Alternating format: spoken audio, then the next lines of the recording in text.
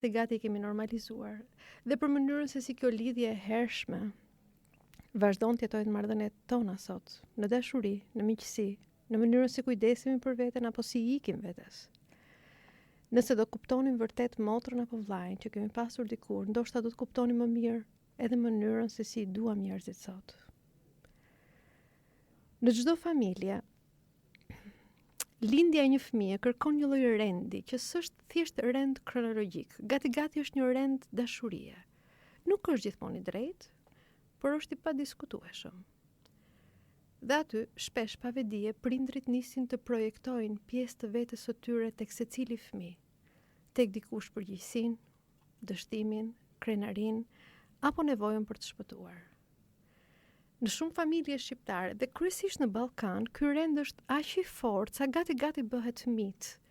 Djali i parë është shtylla e shtëpisë, trashëgimtari i emrit, i nderit, i pasurisë, ndërsa vajza e parë është krau i djathtë i nënës, ajo që e ndihmon nënën të rrisë të tjerët, që ditë sakrifikoj, që fillon të mos merret me dëshirat apo ëndrat e saj. Në fakt, këto nuk janë vetëm role. Ato më vonë janë pjesë e identitetit. Dhe kur jeta ndryshon, këto role që janë përcaktuar që fëmijë vazhdojnë në udhëheqin në mënyrën se si ndërveprojnë me të tjerët. Në shumë studime, psikologët kanë treguar se radha e ardhjes në jetë nuk është vetëm fakt biologjik, por është pozicion psikologjik. Fëmia i parë mëson të kontrollojë, të marrë përgjegjësi, të kërkojë miratimin e prindërve. I dyti zakonisht përpiqet të dallohet ndonjëherë me sjellje të mira, me sens humori, me ndonjë rebelim, ndërsa i treti mëson të mbijetojë përmes humorit, simpatisë ose varësisë emocionale.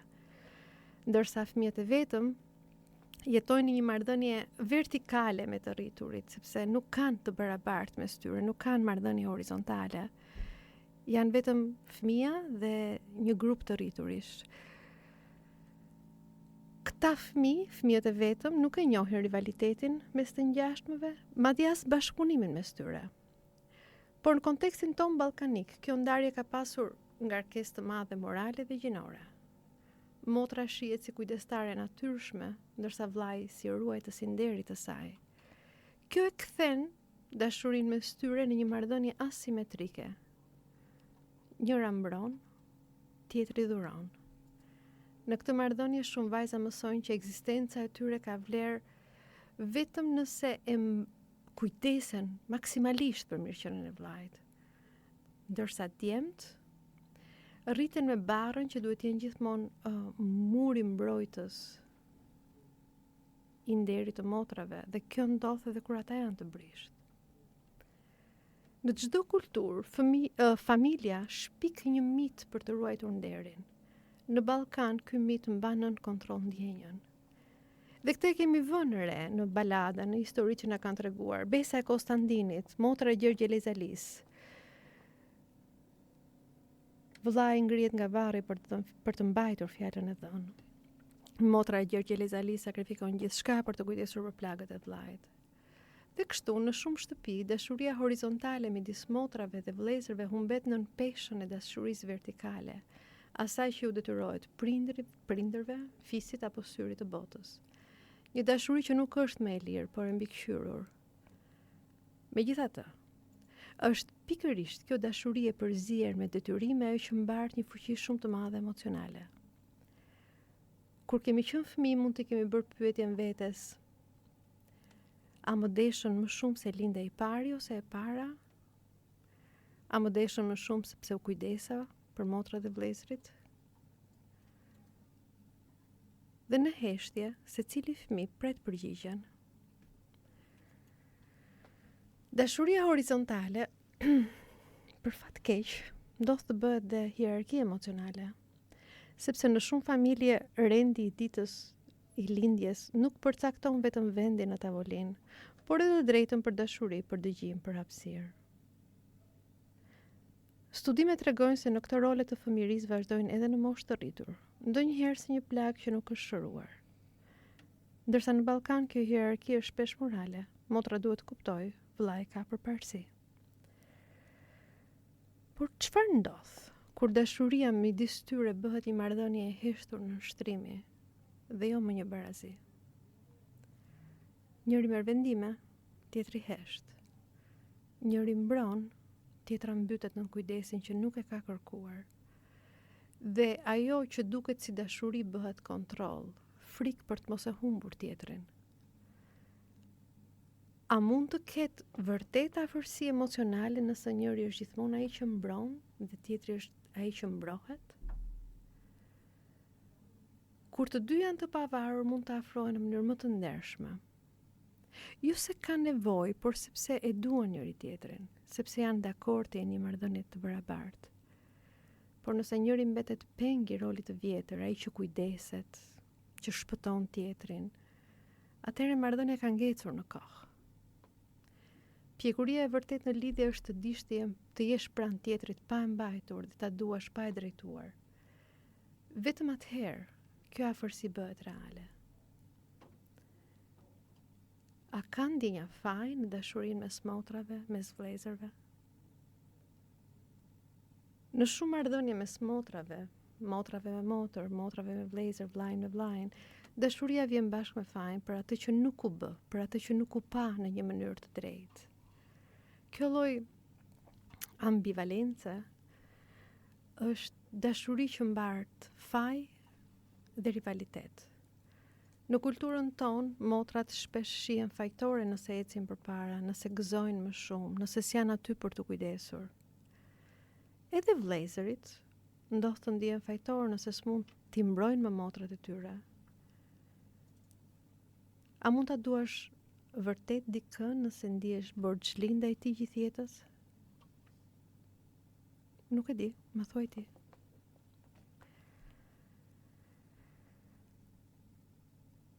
Në çdo familje ka një individ që është më i heshtur se tjetri. Një individ që ndoshta zgjedh të rinë në hije për të mos trazuar rendin familjar. Kryesisht në familjet shqiptare kjo është motra, nëse ka një vllaj që nuk flet, që nuk kërkon. Ndërsa në familje që ka vetëm vajza, është vajza më e vogël. Çfarë ndodh me ty që mëson se duhet të heshtësh në mënyrë që familja të jetë në paqe? A mund të ndërtohet më vonë një jetë e plot që fëmijët ti në fakt ke mësuar të jesh i padukshëm? Çfarë ndodh me jetën tënde? Shpeshherë ndodh që distanca fizike shpëton marrëdhënien mes motrave dhe vëllezërve. Dhe kjo ndodh sepse i çliron ata nga detyrimet. Në kulturën tonë shumë motra dhe vëllezër rifitojnë afërsinë vetëm pasi largohen nga njëri tjetri, pasi nuk janë më në të njëjtën çati, në atë çati në të cilën kanë kaq shumë kujtime emocionale. Dhe ka dhe plagë të cilat vërtet nuk kanë zë, por udhëheqin. Në shumë familje shqiptare dashuria nuk jepet njësoj. Shumë njerëz pyesin, a duan prindrit njësoj? Përgjigjja është jo. Prindrit nuk duan njësoj. Duan shumë, por duan në mënyrë të ndryshme. Dikë e duan sepse është i fortë, dikë e duan sepse është i brisht, dikë e duan sepse është humorist i familjes. Dhe zakonisht fëmijët e mesëm janë ata që nuk e gjejnë dot vendin midis fëmijëve të mëdhenj dhe atyre të vegjël. Dhe bëjnë shumë përpjekje, eksplorojnë shumë role që të gjejnë një pozicion të tyre dhe më vonë në jetë janë ata që udhëheqin tavolinat. Ndërsa fëmijët e vegjël në radhën e lindjes vuajnë gjithmonë nga një lloj kompleksi që duhet të luftojnë me një figurë që është krahasuar gjithë jetën. Kjo në rastin kur motra ose vllai kanë një sukses, sidomos akademik, sepse shumë shpesh fëmijët e parë që kanë një sukses akademik dhe mund të ndodhë krenaria e prindërve, u marrin frymën me imazhin që kanë ndërtuar, dhe ky lloj rivaliteti ndonjëherë të përndjek gjithë jetën. A mund ta duash vërtet dikë që gjithë jetën ka qenë pasqyra jote, rivali yt, njëkohësisht miku yt dhe dëshmitari i çdo padrejtësie? Po, patjetër. Në disa raste po. Në disa të tjera kjo kujtesë emocionale ndërton marrëdhënie politikisht korrekte, por jo të afërta. Madje në situatat me pak tension, lëndimi i hershëm udhëheq çdo formë komunikimi dhe çdo lloj marrëdhënie që kemi.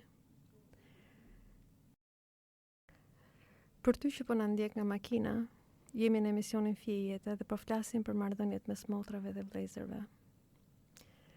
Në këtë moment do flasim për atë lloj marrëdhënie me prindrit që krijojnë hendeqet mes fëmijëve. Sepse në çdo familje dashuria e prindërve nuk ndahet njësoj. Pavarësisht se asnjë prind nuk do ta pranojë këtë. Ata gjithmonë thonë, duam të gjithë njësoj, gishtat e duarve njësoj dhëmbin. Por fëmijët e ndjejnë ndryshe. Kush është më afër, kush është më i nevojshëm, kush është gëzimi i shtëpisë, kush hallexhiu i shtëpisë, problematiku, karagjozi. Në këtë dallim të dukshëm, fillon të ndërtohet një hierarki emocionale që më vonë fëmijët do ta brendësojnë në marrëdhënie të tjera. Kjo është shpërndarje e pabarabartë e dashurisë, jo përmes fjalëve, po përmes mikrogjesteve, mënyra si i flet dikujt, si i falet gabimi dikujt, kujt i jepet përgjegjësia, kush përmendet me krenari në publik. Janë këto gjërat e vogla që bëjnë diferencën. Në çdo shtëpi dikush është më i dashur, dikush është më i duruar, dikush është më i harruar. Dhe për të mbijetuar, secili fëmijë mëson të mbajë një rol. Dikush bëhet i forti, i kujdesshmi, i padukshmi. E vërteta është që këto nuk janë thjesht role fëmijësh. Janë mënyra se si mësojmë të duam, të kërkojmë dhe të ndjejmë. Janë mënyra se si ne vazhdojmë sillemi më vonë në jetë. Jo vetëm me motrat dhe me vëllezërit, po sidomos në shoqëri. Në familjet në Ballkan, ky sistem është fort i lidhur me pritshmëritë gjinore. Djali mëson se duhet të mbrojë, të sakrifikojë, të mos jetë emocional, vajza të kuptojë, të kujdeset, të ndihmojë. Në shumë familje, vajza bëhet nëna e vogël për të gjithë. Bëhet mamë për mamin e vet, bëhet mamë për vllain që duhet të ecë përpara. Bëhet prind për babain që është i lodhur dhe pa humor për fëmijët. Ajo mëson se të mos ketë, se s'duhet të ketë zë, sepse zëri i saj prish ekuilibrat në familje. Dhe kështu krijohet ajo që quhet motra që zhduket. Jo se largohet, por sepse mëson të mbijetojë përmes pasqyrimit tek të tjerët. Ndërsa vllai në anën tjetër rritet barrën që duhet jetë shtylla e shtëpisë. Duhet të mbrojë motrën, ta nxjerrë nga çdo situatë, t'i ruajë nderin.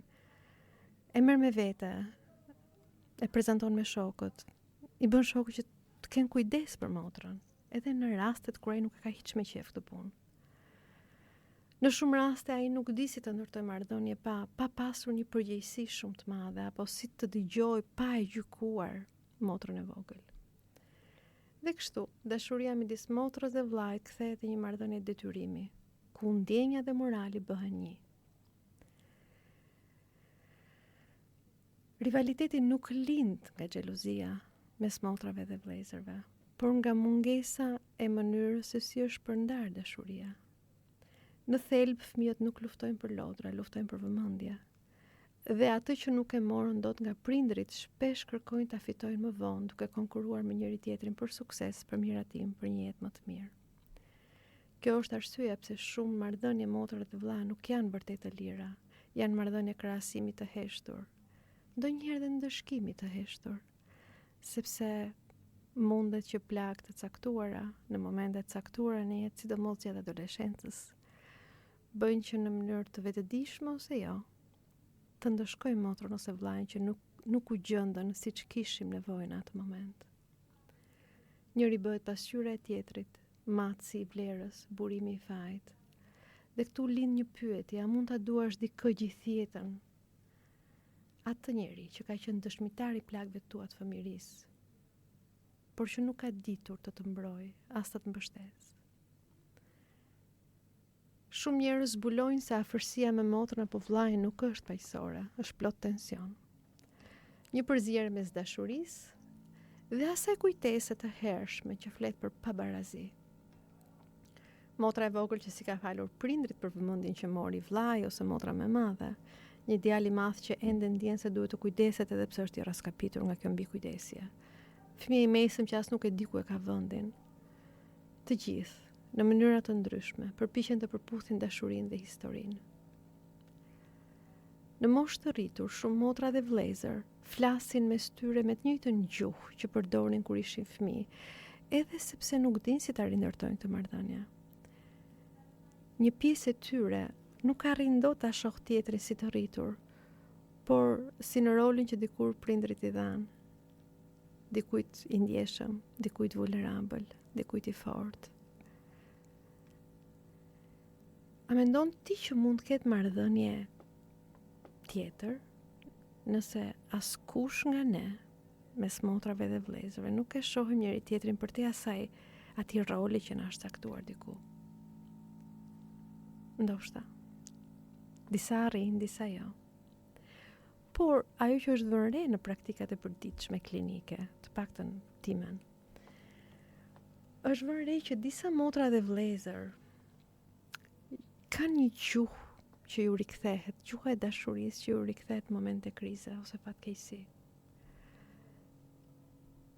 Studiuesit kanë bërë re se ndonjëherë kriza është gjuha e vetme e bashkimit, sëmundja e një prindi, vdekja, emigrimi. Në jetën e përditshme ata mbeten të ndarë, secili në punën e vet, me telefonata të shkurtra.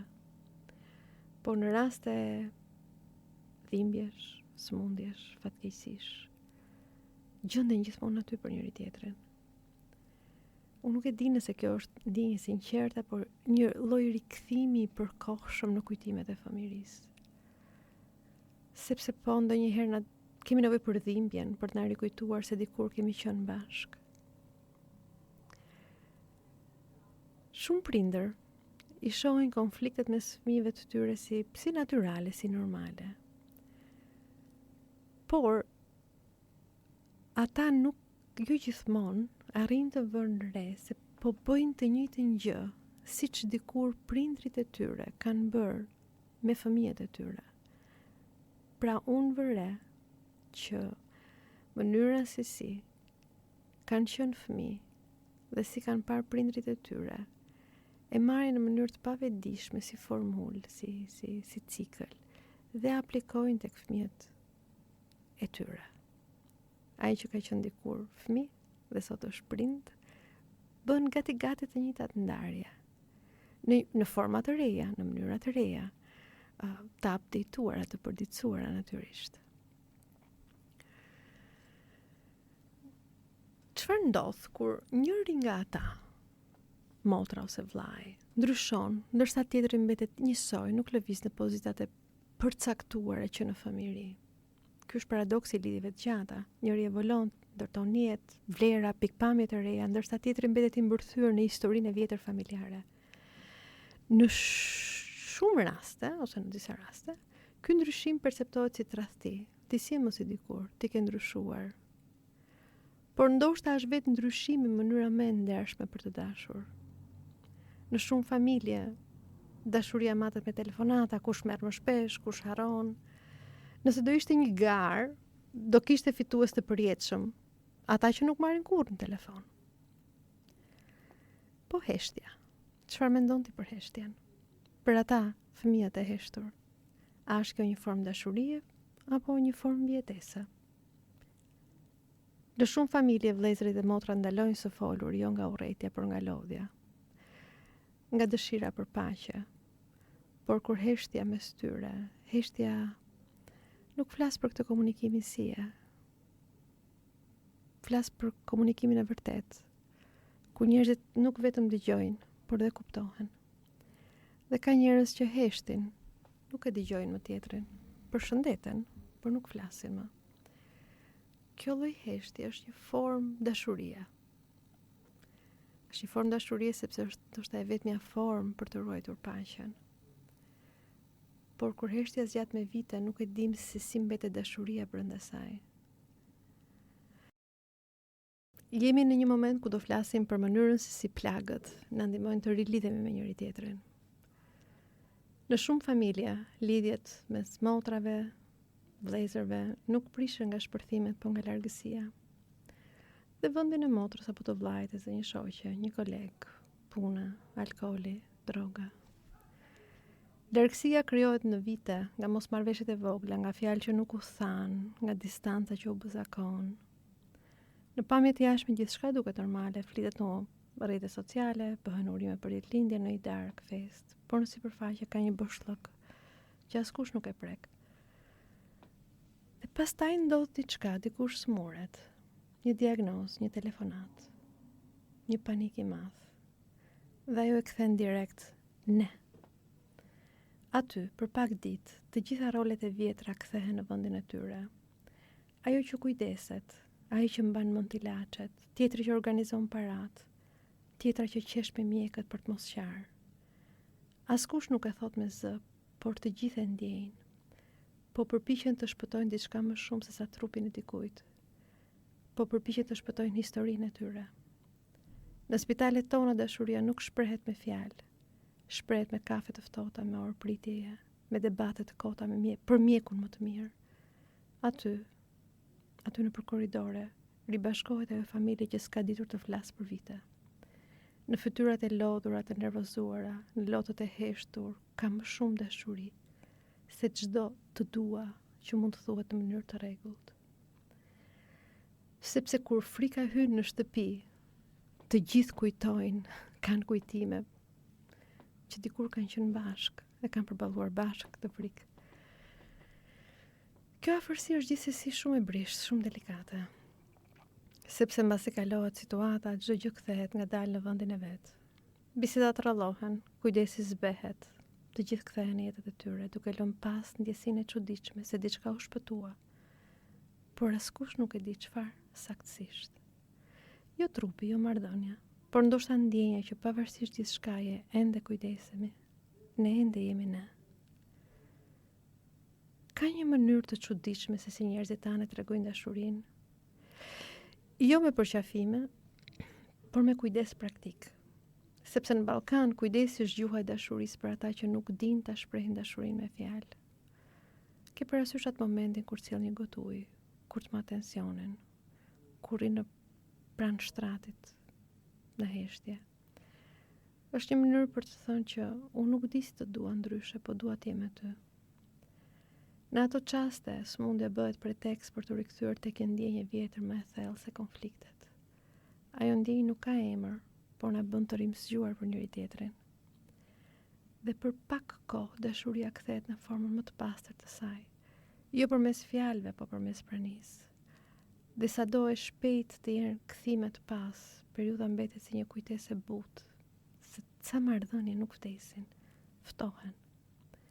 Dhe ndonjëherë duhet një situatë e tillë krize për të rikujtuar sa të nevojshme janë. Në këtë moment unë do sjell rastin e një marrëdhënie të prishur mes motrave dhe vëllezërve. Nëna e tyre vdiq në muajin prill. Në shtëpi kishte akoma erën e valerianës, ilaçet që përdorte për zemrën. Në funeral, ata të dy ulën në dy skaje të ndryshme të dhomës, si dy të huaj që pavarësisht se ngjanin si dy pika ujë. Ajo, motra e vogël, kishte ardhur nga Londra, ndërsa ai nuk e kishte lënë kurrë Tiranën. Nuk kishin folur prej 3 vitesh, jo për ndonjë arsye të madhe, por pas një sër ngjarjesh të vogla që mos marrëveshje për pronën, një fjali e keq kuptuar, dhe një heshtje që u bë zakon. Nëna kishte qenë ura mes tyre dhe me vdekjen e saj kjo ur u shëmb. Pas varrimit ajo qëndroi dhe 3 ditë në shtëpi. Ai vinte, rrinte pak dhe ikte. Në ato ditë ajo përpiqej të mblidhte kujtimet që do e mbanin lidhur me të shkuarën. Një mbrëmje në këto 3 net që ajo ndonjë, ajo e pyeti: "A të kujtohet kur shkonim në shkollë për dore?" Ai ngriu, u mpi, dhe i thot fjalinë të mërshme, si të gjithë edhe ne. Ajo tundi kokën dhe heshti, edhe i heshti. Ishin 2 njerëz që dikur e kishin dashur shumë njëri tjetrin, po tashmë nuk dinin si të flisnin pa kthyer në kujtimet që i bashkonin. Kur ajo iku në aeroport, shkroi një mesazh të gjatë, por nuk e dërgoi. Në mbrëmje, ai mori telefonin për ta pyetur si mbriti, por nuk e bëri. Askush nuk foli. askush nuk ishte zemra as të fajsonte tjetrin, as të kërkonte nga tjetri. Dhe ja kështu, ndodh që të ngrihin disa dashuri shumë të rëndësishme. Dhe kjo bëhet, e beson ose jo, është gjithashtu një formë dashurie, sepse kjo heshtje duket sikur ruan që të mos gërvishten plagët e vjetra. E ke vënë re që ndonjëherë në një debat me motrën dhe vllajin janë ato që të shkaktojnë plagë më të thella, plagë të vërteta. Sepse me të tjerët ne grindemi për çështje apo për situata të caktuara, ndërsa me të afërmit kur grindemi, aktivizohen dhe ndjenja të hershme dhe situata ka rrënjë më të thella. Një fjalë e thënë nga dikush i panjohur, sigurisht që na mërzit, ama e njëjta fjalë që vjen nga motra ose vllai të copton, të lëndon. Nuk është për mbajtje e konfliktit që të dhëmb, po zëri që e thot atë, ajo të dhëmb më shumë. Kur një njeri i dashur të lëndon, ajo që thyet nuk është marrëdhënie, është siguria që ti kishe brenda saj. A ke vënë re ti Hajdi që shumë familje zgjedhin heshtjen në vend të përballjes? Sepse ti e di që përballja kërkon ndershmëri dhe ndershmëria në familje është e rrezikshme. Ajo mund të nxjerrë në dritë plagë të vjetra, krahasime, zhgënjime që janë fshehur prej vitesh. Ndaj, në familje ruhet kjo paqe në thonjza, duke heshtur. Por heshtja sigurisht që ti e di që nuk është paqe, është një formë e butë për ta shtyrë dhimbjen. Dhe e ti që në familjet shqiptare kjo quhet respekt. Respekton rolin e tjetrit, distancën e tjetrit, familjen e tjetrit. Kur e vërteta është që thellë, shpesh është frikë nga shpërthimi i emocionit të shkuar. Po që ka motra ose vëllezër që thon shumë shpesh më fal, dhe disa të tjerë që nuk kërkojnë kurrë falje, edhe kur e dinë që kanë bërë gabim. Sepse të kërkosh falje, jo vetëm që do kurajo, por të kërkosh falje do të thotë të prishësh një lloj ekuilibri. As personi që kërkon falje ndonjëherë mund mos jetë gati, por as ai që duhet ta pranoj falje nuk është gati. Në shumë familje ndoshta shihet si dorëzim, kur në fakt është pjekuri. Të mund të thuash, e di që të kam lënduar dhe e pranoj këtë, pa kushte, pa një por nga mbrapa. Është një dhuratë shumë e çmuar që mund të bësh motrës ose vllajt, sidomos se ti e di që e ke lënduar. Shpeshherë për sytë të tjerëve, për komshinjt, në për dasma, rrjete sociale, familjet tona kanë të veshur unitetin si uniform, sepse duhet dukemi mirë. Por brenda shumë mureve ka dyert që s'hapen, numra që nuk telefonohen, darka ku askush nuk e sheh në sy tjetrin. Kjo është kultura. Nuk kemi asgjë, faleminderit. Që në fakt është kultura e mohimit të dhimbjes, sepse në shoqërinë tonë pranohet më e lehtë varfëria emocionale se sa kurajo. A duhen motrat e vëllezërit dhe mbas këtyre ndarjeve të mëdha Hajdi? Po, në fakt. Por është një dashuri që ndryshon formë. Nuk është më ajo e telefonatave të përditshme, përqafimeve, planeve.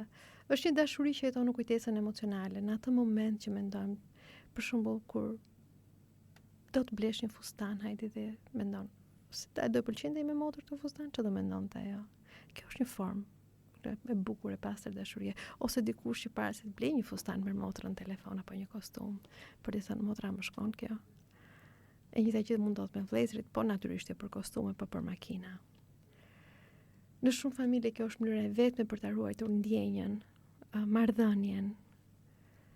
Jo sepse nuk ka dashuri, por sepse vetëm larg, kështu, me këtë lloj largësie mund ta ruash marrëdhënien pa ngacmuar plagë të vjetra. Ndoshta nuk ka familje të paqta. Ka vetëm familje që mësojnë se si të mos e prishin dashurinë kur atë nuk dinë ta rregullojnë.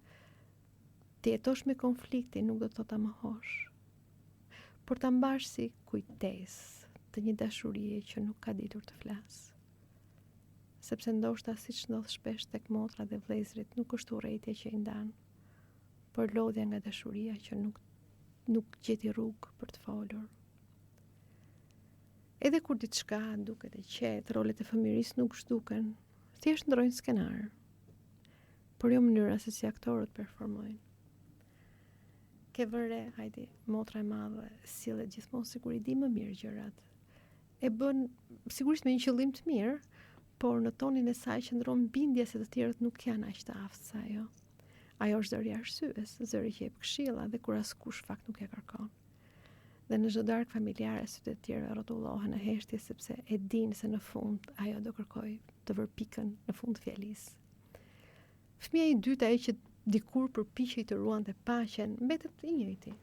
Ai që bën ndërmjetësin, ai që qesh kur të tjerët përplasin, që gjen justifikime për sjelljen e motrës madhe, që përpiqet të kuptojë sjelljen e motrës vogël apo të vllajit vogël. Që zakonisht mban anën e atij që është më i dobët. Është fëmia që s'ka pasur kurrë luksin të zbulojë një lloj pozicioni që është i pavarur në këtë varësi mes dy poleve të tjera. Edhe sot, fëmia i mesëm ndjen faj kur dikush fyet dhe ndjen përgjegjësi që duhet i pajtojë të gjithë, edhe kur askush në fakt nuk ja ka dhënë në vetvete këtë rol. Fëmia i tretë që dikur ishte i vogël apo e vogla është ai që ka nevojë të tregojë që është rritur, që nuk është më i vogël i shtëpisë, ndonjëherë rebelon krezërin.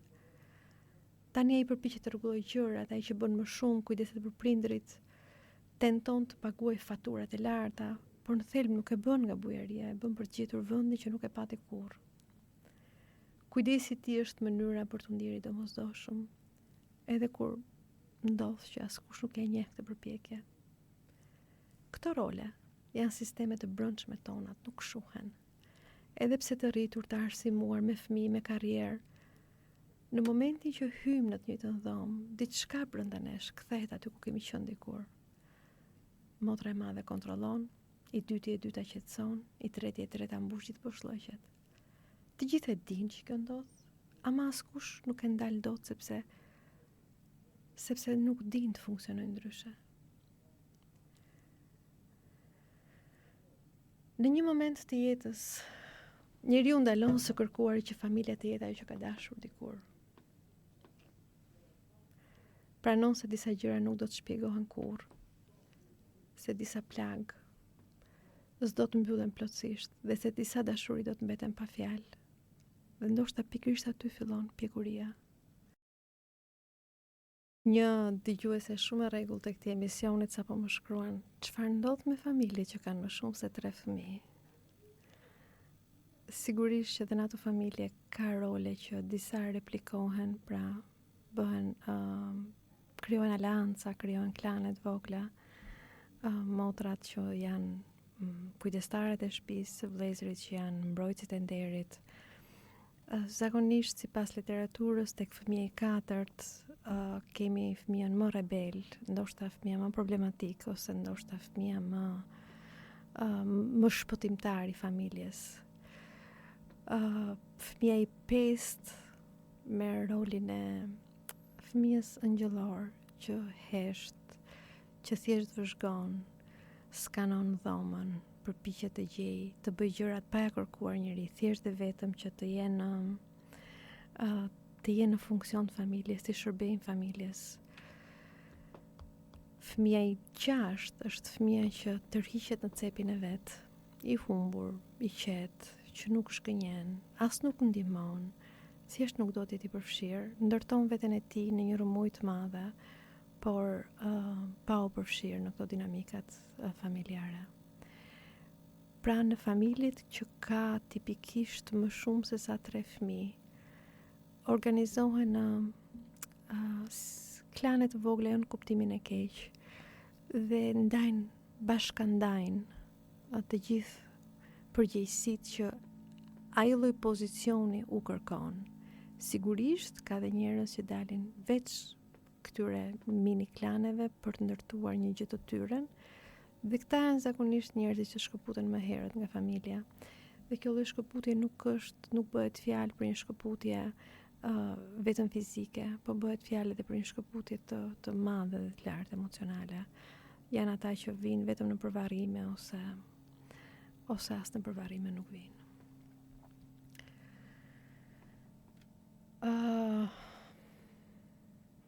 Shumë motra dhe vlezër kur rriten gjejnë një formë të re afërsie që nuk bazohet më në ndarje rolesh, por në pranimin e ndryshimit. Janë këta njerëz që nuk kërkojnë të rikthejnë fëmijërinë, por e shohin njëri tjetrin si njerëz më të plot, me rrugë të ndryshme, me plagë të ndryshme. Në këtë moshë dashuria nuk ka më tonin e zjarrt që ne jemi nga njëjta familje, por ka tonin e pranimit që është motra ime, është ashtu siç është. Dashuria e pjekur është pikërisht kjo, ta duash tjetrin ashtu siç është, pa e përndjekur me kujtimet e fëmijërisë, pa kërkuar të fillosh nga e para, pa krahasime, pa detyrim, pa nostalgji. Të duash jo sepse është motra apo vllai yt, por sepse është një njeri. Dhe ky është dallimi mes familjaritetit dhe afërsisë. Familjariteti lind nga rasti, ndërsa afërsia nga zgjedhja. Ndoshta kjo është mënyra më ndershme për të mbetur afër, të lejosh që historia e motrës të ekzistojë, të marrë frymë, pavarësisht se mund të bjerë ndesh me atë që ti ke dashur gjithmonë të jetë. Sepse në fund ajo që mund të bëjmë është të jemi më të butë apo pranues me njëri tjetrin. Jo domosdoshmërisht më të afërt, por më të butë. Të mos kërkojmë që çdo plagë të ketë shpjegim, por të dimë ta prekim me kujdes, sepse kjo është dashuria mes motrave dhe vëllezërve. Se pikërisht në këtë marrëdhënie kujdesi mbetet forma më e lartë e afërsisë. Dhe ndoshta është e vetmja marrëdhënie ku mund mos jetë gjithmonë e nevojshme të kërkohen rrënjët e plagëve të vjetra, por të pranohet njeriu për atë që është. Në çdo familje është dikush që bën më shumë se të tjerët. Është dikush që është më i heshtur se të tjerët. Dhe kjo është krejt e kuptueshme, sepse secili nga ne ka gjetur gjuhën e vet të dashurisë. Sepse secili nga ne arrin të dojë me kapacitetin, me mundësinë që kemi, jo sipas nevojës që tjetri kërkon. Ndonjëherë kujdesi i tepërt i pakërkuar është një lloj kontrolli, që po mund ta kenë në disa familje kur motrat apo vëllezërit thonë që e bëj për të mirën tënde. Pikërisht kjo fjali ka një problem. Bëje për të mirën time nëse unë ta kërkoj atë, jo nëse ti mendon që unë kam nevojë për atë. Kufiri është shumë i rëndësishëm në këtë marrëdhënie dhe duhet respektuar. Po, duhet pranojmë që marrëdhëniet në familje mes motrave dhe vëllezërve janë asimetrike. Nuk është e kohë të presësh simetri. Disa biseda duhet pranojmë që nuk kanë për të ndodhur. Sepse ndonjëherë disa ndjesi vinë përmes heshtjes. Kujtimet janë kujtime, ndërsa marrëdhënia aktuale është diçka tjetër. Mund të ndodhë që të mos flasësh me dikë nuk është fundi. E vërteta është që kur nuk ndjen më, është fundi i vërtetë i një marrëdhënie. Dhe po, për fat keq, kemi familje ku motrat dhe vëllezërit nuk ndjejnë më, nuk është çështje që nuk flasin më. Afërsia pa kufi është intimitet, është mbytje. Distanca që ruan respektin shpesh është më njerëzore se përqafimet që mund të gënjejnë. Nuk ka një mënyrë të përsosur për të dashur motrën apo vllajin. As fjalë që t'i rregullojnë bitet e humbura, as sqarime që të kthejnë mbrapsh në ato çfarë nuk u than kurrë. Dashuria nuk është simetrike, nuk është e drejtë, por ajo është e vetmja që nuk mund të fshihet plotësisht, edhe kur na mbyt heshtja. Dhe në fund ndoshta kjo është e vetmja mënyrë që ja vlen, të mos presim që tjetri të bëhet ai që na mungoi, por të pranojmë që edhe ai ka dhimbjet e veta, kujtimet e veta, por të ruajtur në një formë tjetër. Dhe në këto takimet mes motrave dhe vëllezërve, ndoshta nuk është me vend as të rihapen plagë të vjetra, as kërkohet llogari, as kthim mbrapa. por ndoshta një ndjesi e vogël qetësie, paqeje. Ajo ndjesi që të bën të kuptosh se dashuria nuk shduket. Thjesht ndonjëherë ka gjuhën e saj, edhe përmes heshtjes. Ndoshta e gjithë jeta jonë është përpjekje për të kthyer në atë mjedis ku jemi rritur, në atë mjedis ku në tension, në frikë, në pasiguri, ndiheshim që kishte një palësy që na shihnin, herë me kërsëri, herë për të na shpëtuar, herë për të na kërcënuar që të na spiononin ke mami. Dhe kjo ndjesi ndonjëherë mund të jetë ngrohtë për disa nga ne. Ky është emisioni Fije Jete për sot. Faleminderit. Dëgjohemi të hënën që vjen.